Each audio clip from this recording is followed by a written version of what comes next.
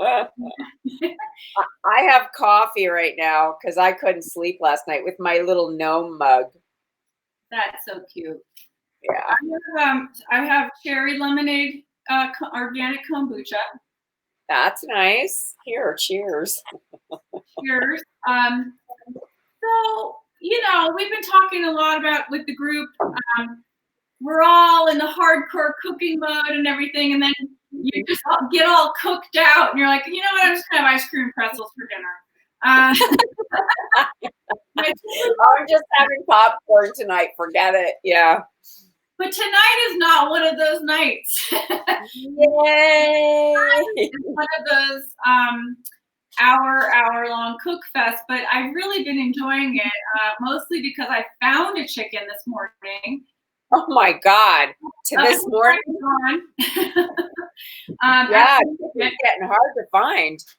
Well, I got the last organic fryer, and I will say this, horrified at the market this morning that maybe 70% of the people were wearing masks and gloves and giving a shit, and then there were just people whatever.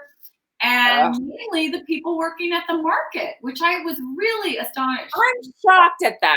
They should have a policy where everyone wears a mask. No mask, no service. And that includes the clerks. Everybody. 100%. I don't understand this. I don't either. Here's the simplicity of it. You stay home, you contain it, you isolate where all the things are, we get through this faster.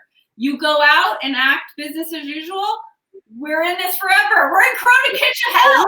Okay? Let me out. Anyway, so I'm wearing my Alien movie shirt. I just watched it the other night with the kids in space. No one can hear you scream. Kind of like routine. Yeah, that's right. That's apropos. So today I'm making a roast chicken, Sunday roast. This is a classic. I love to make this on Sundays. I know a lot of people around the world do. And I decided I was going to brine the chicken. So it's been brining for about 3.5 hours. Oh, good. In the fridge. Now tell me what you brined it with. Well, I'm going to take it out, and I'll just show you a little bit of what it looks like. So now, is it whole or was it a cut up fryer? I got the whole thing because I want to make chicken soup after this. Yay. And there's nothing better than homemade chicken soup, and maybe that's day after tomorrow. Yeah, I could do my stock at the same time. I have enough in my freezer. Take the carcass and drop it. So inside of here, if only I had a food cam. I don't know if you can see this. I'm going to try to tilt it without spilling it. Can you see? Yeah, just the water. So the entire chicken is submerged in the following. About enough water to cover it, over that much. Now, was it cold water or warm water? What did you do? Well, I put in warm water because you want to dissolve what you're putting in. And I put in about a half a cup of brown sugar, a half a cup of sea salt, a half a cup of soy sauce, half a cup of olive oil, and some chopped rosemary, and that's about all I put in here. You can do all kinds of things. I know you put more herbs in yours. What do you normally put in your brine? Oh, I put thyme and garlic, and if I have like an orange or a fruit like an apple, I put celery, carrot, but I usually let mine sit overnight, but you can do it short too. And sometimes I do a buttermilk brine. Well, that's a whole other episode. That's a whole other thing. I put peppercorns and bay leaf in. I have never done the buttermilk, and I can't wait to do that. Normally, I would say you always do it overnight, like with the turkey for Thanksgiving, always overnight. Because I got it this morning, this is what that's what we're getting, because it's MacGyver. MacGyver chicken. But you really don't want to do it less, I would say, than 4 hours. Otherwise, it's not going to do its thing. But what it does is it seals in the juices. It makes a moist bird. Like once you brine, you can't really go back. It's awesome. It's delicious. So I'm just going to put this to the side. Okay. So what I'm going to put in my roasting pan, I've already prepared for you. And it's just kind of a basic, I chopped up onions loosely and russet potatoes, garlic, fresh rosemary chopped, some smoked paprika, some sea salt, pepper, and that is pretty simple. But what I didn't add were prunes, whole dried prunes. Oh, yum. I think that prunes make the most delicious gravy. Oh, they are so good when they're roasted. When they're roasted, they're so yummy. And I always put some kind of dried fruit in my roast, either apricots or raisins or dried cherries or prunes or something like that. It makes a delicious, different complexity to the sauce. It's really, really good. So that's going to be that. And we're just, this is done. This is ready for the roasting pan. I'm going to surround the chicken with this. I made the potatoes smaller because I'm going to go with my Thomas Keller roasting method, which is higher heat and faster to get the crispy, other than slow roasting, which is also a great way to do it also. And so this is only going to be about an hour, which is amazing. So are you going to leave it at the high temp the whole time, or are you going to turn it down partway through? You leave it at the high temp the whole time. It's 450. And, oh, wow. Yeah, and you put in the smaller size things. You don't have to touch it until the end. There's no basting. And then we were talking about this in a funny way the other day. You were telling me about the beer can chicken. And I always put, I look at lemons, I cut them in half, and I make them like posts to raise the chicken so that the juices drip down with everything. And so I'm going to do that. Okay. Well, I want to see that. I've never used it as a stand because I either use the beer can or I have a contraption, like a pot that has a well in the middle and the chicken sits there. I've had one of those, and I've also had a standalone sort of, little thing where you put the chicken literally sitting up like this and put it down. Let's do chicken positions. Let's trust our legs. Let's see it. Let's not. Okay.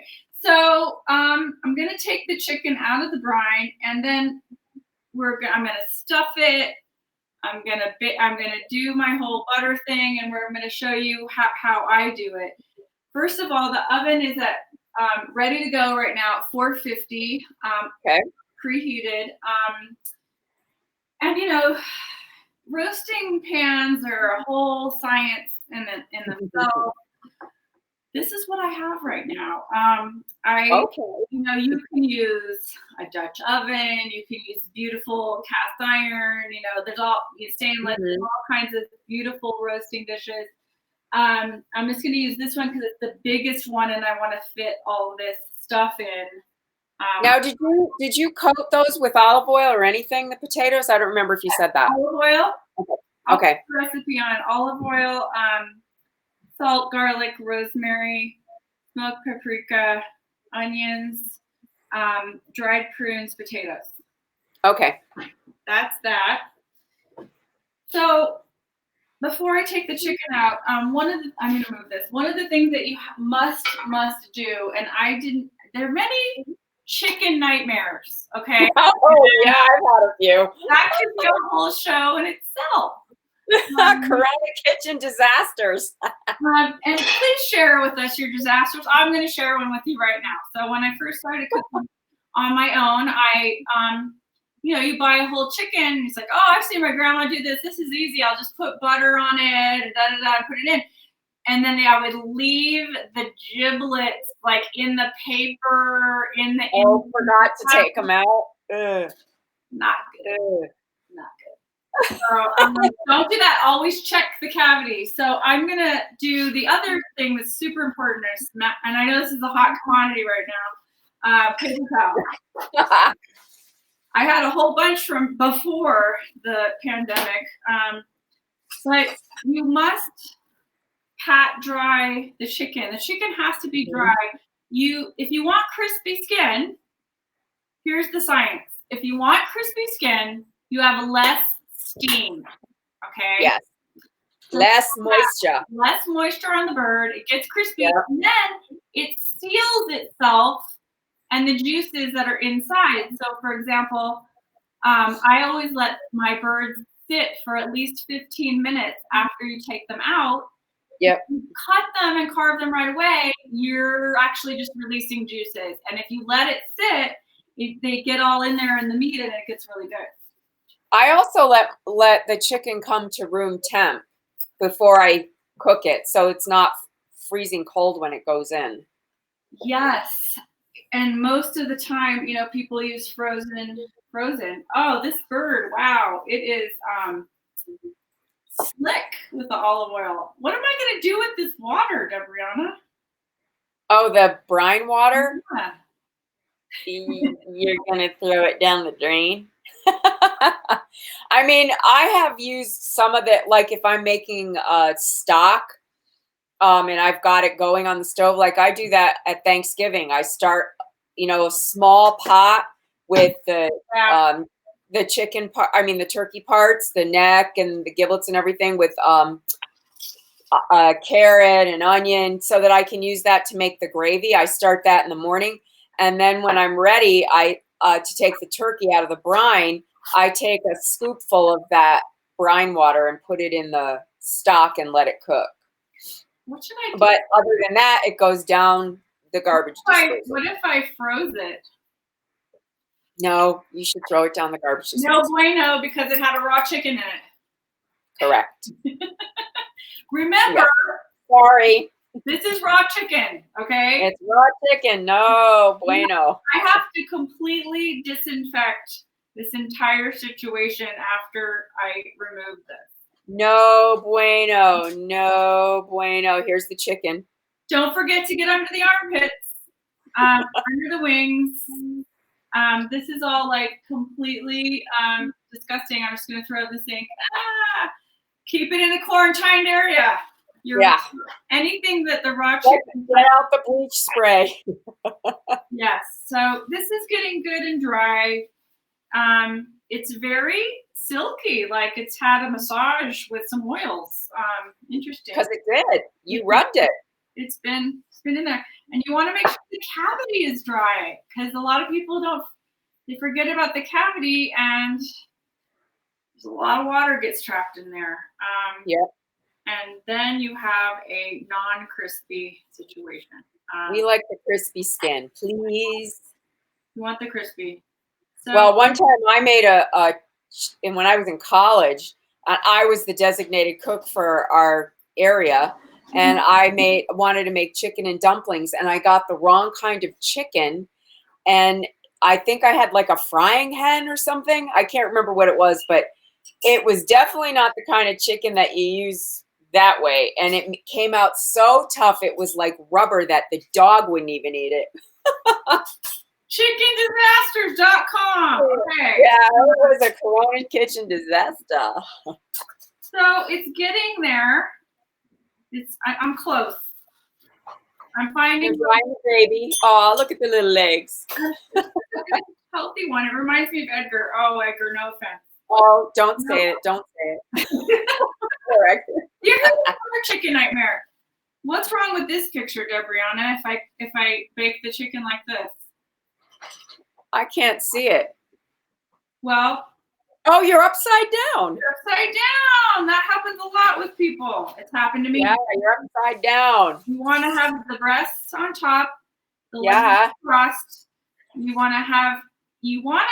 I've also heard raise the wings because they protect the breasts from getting dried out. There's all kinds of lore. Let me tell you, there's all kinds of lore. Yeah. So are you going to stand her up? No, I'm going to go like this and on the lemons. Okay. So I'm going to wash my hands because I need to touch some things. So get your chicken bacteria off. I'm gonna get my chicken bacteria off. Here, Spray down the kitchen I'll with dance chicken through the video vinegar. while you're washing. Dancing chicken video. Dancing chicken video. Yes, the dancing chicken until you get back. So I'm gonna put this in the roasting pan with all the stuff around it right now. So I'm gonna move this and put this on.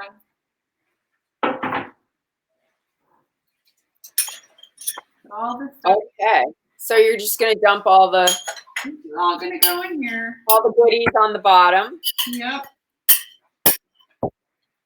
And and you're not gonna put any water in the bottom of that. well, no. Okay. I might put, because I'm putting butter on here and because the chicken is raised, the juices will happen. And I think I'll be okay because it's a shorter amount of cooking time, you know? Like if I'm slow roasting, I usually do put some chicken stock or wine or something. Yeah. Mm-hmm. So I'm just gonna spread this out and I'm gonna make a little rectangle, little parking spot for where you're gonna park that chickie. where are you gonna park that chicken? So before I do that, I'm gonna take a little piece of this.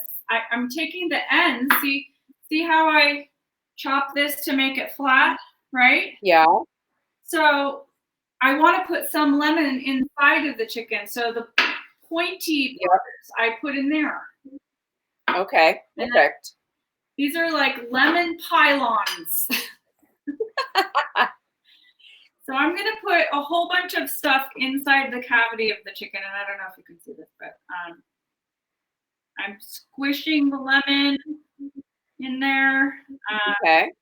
And it's going in the cavity, not up under the skin, right?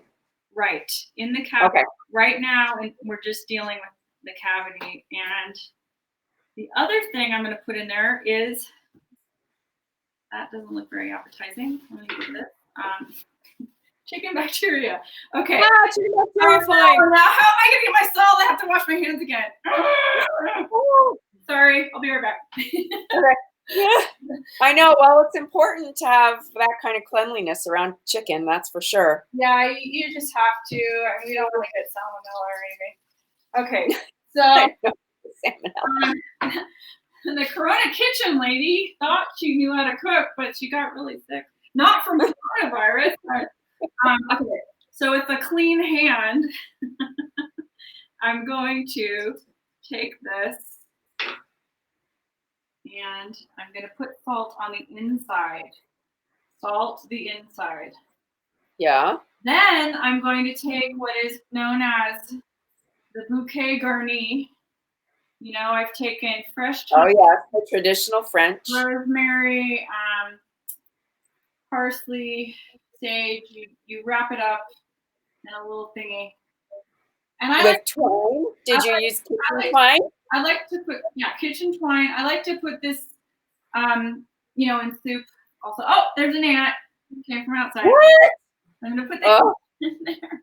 Those ants. Put this in here like this. This is okay. Pretty. Now I'm a little hat. I'm gonna put these. I'm actually gonna squish the lemons just slightly to get the lemon juice out. You asked about liquid. On there, but not lose the shape of these little things it's gonna sit on. And I'm gonna put now, this is what I usually do before I cut a lemon is I roll it a little bit to loosen it up. Yes. To move the juices so that when it's not totally hard when you go to squeeze it, the juices are loose. Right. I'm gonna put potato right underneath the wing. Then I want that potato. Chicken twine. I'm gonna cross these legs and I'm going to truss this. You're gonna make it like a prayer? Well, yeah. It's a prayerful chicken. It's a prayer for humanity chicken. That's it. Mm-hmm. Corona peace chicken. That's right. Peace, people. And there it is. It's a bow. Okay. I'm gonna wash All my right. head. Are you going to salt outside? Yeah. Yay. I love salty, crispy chicken. Oh my God, isn't it the best? Yes. And then, I'm a wing girl. I eat the wings for sure. yeah. So I'm going to paint the butter and the chili on first. I melted some butter Mm-hmm. and Chimayo red chili. Of course you did. What would I do with that? Now look at this. It's already Oh, look how pretty. color. Yeah, that's beautiful. This is just all butter. Let me get that all in there. Gorgeous. You're painting the picture of the little chicken. I'm painting the chicken. Thank you, chicken, for giving your life. I had vegetarian, kids when they were little. They used to watch me make this stuff and Mom, thank the chicken for giving its life. Okay. Well, I kind of always do that. We're thankful. We're thankful to you, chicken. Thanks, chicken. I don't know what your life was before, but we appreciate you. Totally. Get under the armpits. Okay. That was about 3 tablespoons of butter melted with Chimayo red chili. Now I'm gonna put, and this has to be absolutely sanitized. I'm gonna put some major sea salt coating on here. On the wings for you, Debrianna. I'll save you the wings if you want. Thank you. I love, that's my favorite part of the chicken, I swear. And the turkey too. On Thanksgiving, I get the wings. Yeah. There's some really fun parts to the bird. Do one more salting around, and I believe that we are good. How's that? Brava. Gorgeous. Good bird. Okay. Looks beautiful. It's it. Well, oh wait. You know what? I'm going to put a tiny bit of your fresh rosemary chopped. Oh yeah, the fresh. There's nothing like fresh herbs. I'm so happy. I have sage that grows all year, parsley, and rosemary and thyme. Actually, they all are growing on their own all year. I'm so happy. I hear a Simon and Garfunkel song come to mind. Do you?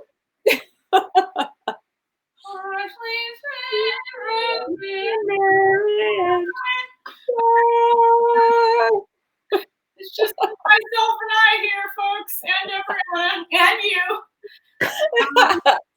Now, also, if I were doing that, I might take a whole clove of garlic and rub olive oil on it and just stick it in there and let it roast with the potatoes, and then use those roasty garlicky thingies on the bread afterwards. Yum. That's a good idea. I put chopped garlic in there. No, just roast the whole clove. Right. Okay, let me grab some. That's a good idea. I mean the whole garlic bulb. That's what I want to say. The whole bulb. So that's what I do for this kind. Okay. Yeah. And yet, there's so many ways to go. So there's so many. Chicken is probably the most versatile thing ever. So that lemon chicken I made the other night, tonight I'm going to experiment and do the same recipe, but I'm going to use pork cutlets that I'm going to pound out. I'm going to use an orange and rosemary. Yum. And that's how I'm going to do it and see how it comes out. I don't know. I made that the night after. Oh, you did? It was absolutely fantastic. Yeah, it's delicious. So there's so much you can do with chicken. There is. So are you going in the oven now? I'm gonna go in. It's ready to go. 450. Awesome. And then we're going to announce our banner winner. Yay! Okay, going in. You're going in. Bye. Are you putting now? Are you gonna test the chicken with a thermometer, or are you just gonna cook it for an hour and look for juices? You know what? This is so foolproof for me. I've made this so many times that I know it will be done in an hour or even like 55 minutes. It depends. But you want it to be, I think it's like 160 degrees. Is it not a cooked chicken? Well, 165, I think, for chicken. But I usually, if you stick a fork in and the juices run clear, Yeah. then you're done. Yeah. That's always a good practice if you don't have a thermometer. Yeah. Whew. Yeah. Yay! Bravo! We had a great group of photographs this week, even though we had our scandal. Well, beyond the scandal, we want to congratulate the 4 runners-up and the there's 5 runner-up, and then and then the winner. So you're gonna say, so we're gonna post their pictures, but we'll announce them here. Okay. So the first runner-up was David Bachrach and his cabbage bomb. I don't know what that was, but it was so cool looking. It looked amazing. I want to make it. Was cool. Yeah, it was really fun to see. Speaking of like a bomb like that, this is one of my chicken stories. I learned a long time ago how to completely debone a whole chicken. Like all the bones came out. And then you put stuffing in it so that it looks like the chicken is whole. Has bones. And then when you take the chicken out, you slice it right down the middle, and people freak out because they're like, "What? Where are the bones?" Chicken joke. Chicken joke. Who's the next runner-up? The next runner-up is Emily Swatner with that toasted sandwich. It's a gorgeous picture. Yum. That just made me feel like I was in like a New York special deli and getting like a panini thing. Oh, it was gorgeous. Balducci kind of thing. Yeah, it was gorgeous. And then I don't know how to say his name, Rob Szymanski. He had that beautiful black plate with crusted rice and peas and paprika and dill. It was gorgeous. The picture was beautiful. That looked like an absolute cover of Gourmet or Bon Appetit. Yeah. So beautiful. It was beautiful. Yeah. And then Taya Izzy and her son, I think it was, made these beautiful pretzel rolls. They're gorgeous. Those were great. I wanted to eat them off the picture. Totally wanted to eat one of those right then and there. But the winner is, it is David Bachrach's daughter, Sarah. Sarah Bachrach. Sarah Bachrach. She had those beautiful candied violet pistachio shortbread cookies. That was a beautiful picture. They look gorgeous. Martha Stewart would not have had Martha Stewart. Okay. Yeah. So that's going to be the banner this week. I'll put it up as soon as we close out. So we just wanted, and I'll post all the pictures of the runner-ups too. Oh wait, did I say Maggie? No, I didn't. Maggie Hamby was one of them too. She had a French toast and blueberries on this beautiful antique dish. It was so pretty. That was gorgeous. We want to thank everybody. You're really showing us that you're trying on all levels. Now, to those of you that have had some kitchen fails this week, okay, we all fail, okay? We're flawed humans. And cooking is a grand experiment. It's just a life metaphor, you know? Yeah, that's right. And, you know, sometimes the cake works and sometimes it doesn't. And I really just appreciate the people who are trying, the people who are cooking. Michael O'Connor posted in New York City. He doesn't cook. He's like, oh my God, this cooking thing. It's fun, kind of easy. Yes, it's fun. Yes, that's exactly it. Yes, it's your creative space. You can be creative with it. You can experiment. Things will work. They won't work, but you're trying and it's fun, and who cares? Just do it. Well, we're all on one big Chopped episode right now. What do you have? Here's your basket. Okay, you got 30 minutes. Go. Right. That's it. And you have your Clorox rag. Like this table right now has to be like dipped in the carrots. Yes.